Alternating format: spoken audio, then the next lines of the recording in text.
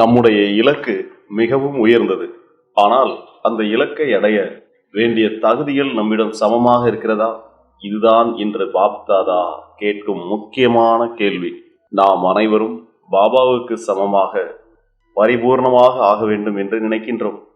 ஆனால் நம்முடைய தினசரி வாழ்க்கையில் அந்த நிலையை அனுபவிக்கிறோமா? இன்று இந்த வீடியோவில் இலக்கும் தகுதியும், லட்சியமும் லட்சணமும் என்ற இந்த ஆழமான முரளி பாயிண்டை எளிமையாக புரிந்து கொண்டு நம்மை நாமே எப்படி செக் செய்யலாம் என்பதை பார்க்க போகின்றோம். அதாவது நம்மை நாமே சோதனை செய்து பார்க்க போகின்றோம். உயர்ந்த இலக்கு மட்டும் போதாது, அதற்கான தகுதிகளும் சமமாக ஆக வேண்டுமா? நம்மில் ஒவ்வொருவருக்கும் ஒரு அழகான ஆன்மீக லட்சியம் இருக்கிறது. நான் பாபாவுக்கு சமமாக ஆக வேண்டும், நான் முழுமையான தேவதையாக ஆக வேண்டும், உலகத்திற்கு அமைதியை கொடுக்க வேண்டும் என்று நினைக்கின்றோம். இந்த லட்சியம் எல்லாம் மிகவும் உயர்ந்தவை. பாப்தாதாவும் சொல்கிறார், உங்களுடைய லட்சியம் மிகவும் நல்லது, எல்லாவற்றையும் விட சிறந்தது.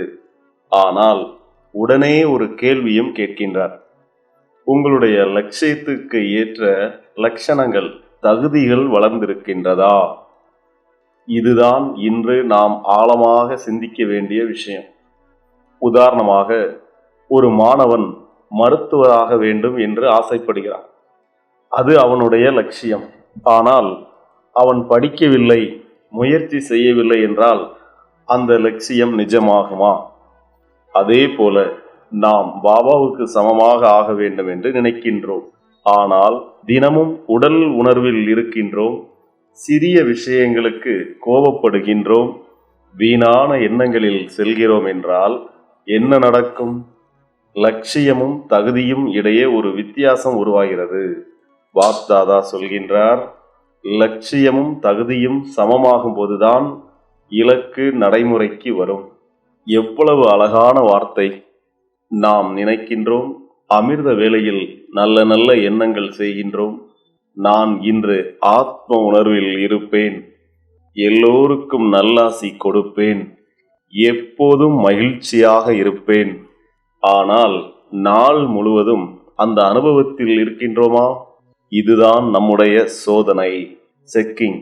பாப்தாதா இந்த வருடத்தில் ஒரு சிறப்பு வார்த்தையை கொடுக்கின்றார், சடன்லி அண்ட் எவர் ரெடி.